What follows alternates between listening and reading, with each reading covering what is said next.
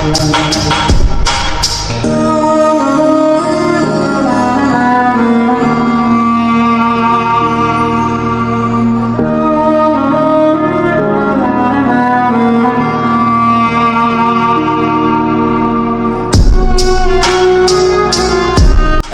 এত চুপচাপ কেন?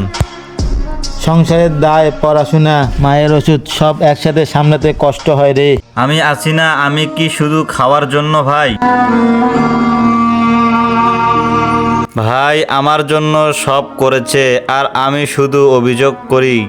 আজ থেকে আমি ভাইয়ের বোঝা কমাবো। কাল থেকে আমি কাজে যাব। ভাই এই নাও টাকা, আজ আমি কাজ করেছি।